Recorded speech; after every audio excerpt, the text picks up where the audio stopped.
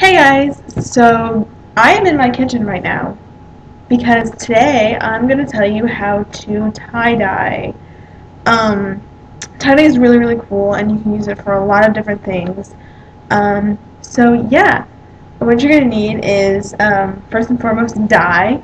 I'm using RIT dye. This is the concentrated powder dye. You can also get this liquid dye. It's also all-purpose. Um, you can get these at craft stores. I got these at Michael's and this at Joann's. And I'm sure you can find them anywhere else, but that's what I'm using. You're also going to need water. I have it in my sink right now, and there's a bunch of water, and I don't want to lift it up, so it's there. And you're also going to need a tub of some sort to put your dye in for your garment, or whatever you want to tie-dye. And you'll need measuring spoons, and a measuring cup, and salt, and rubber bands, and of course what you're going to be tie-dyeing. I'm doing half and half, so I have one half already rubber banded and ready to go, and this other half will just hang out. You don't necessarily have to use rubber bands. This is just what I had. You can also use string and tie it around. You can also put things in the little in the fabric. So I've seen beans been put into the fabric, and you wrap the rubber band so the bean stays in there, or little clusters of beans, whatever. So yeah. So what you're gonna want to do first, I can't speak, is wet out your fabric. And my water in my sink, I'm just gonna put this part in so that it gets wet.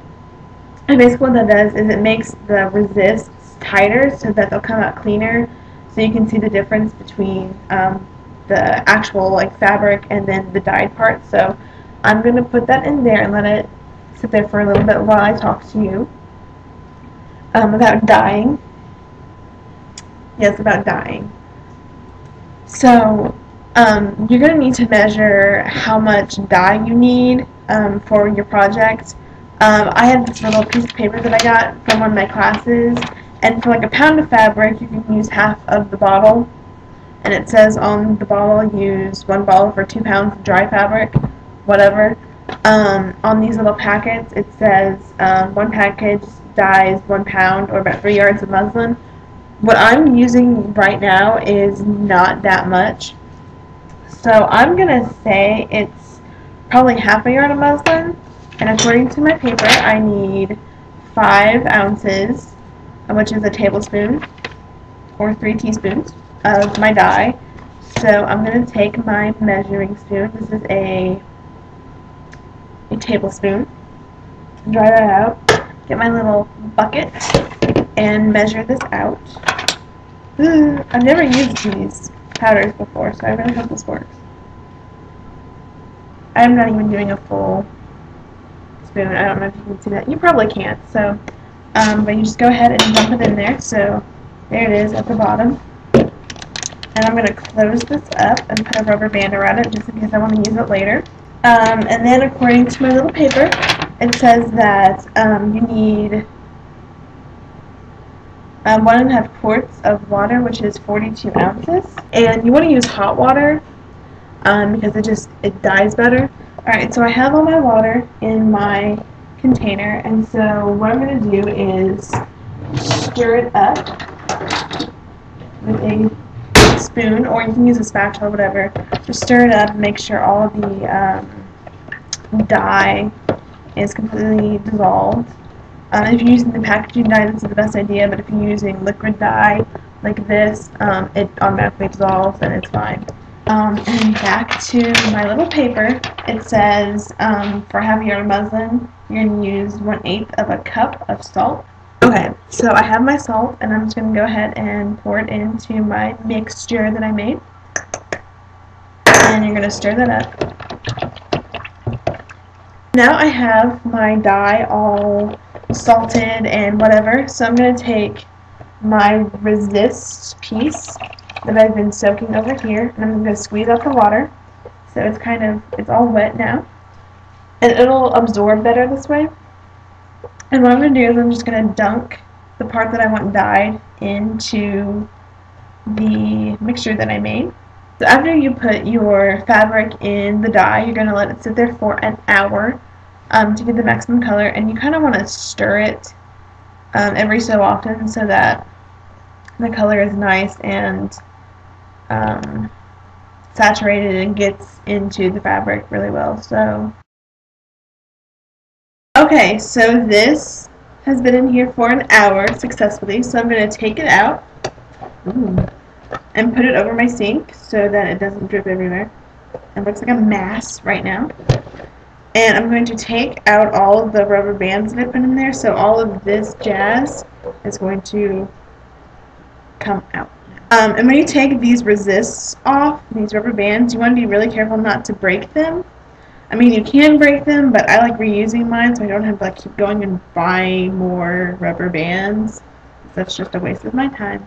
But if you use strings, like I suggested before, you're going to want to cut them, because if you try to untie string, you're going to go crazy.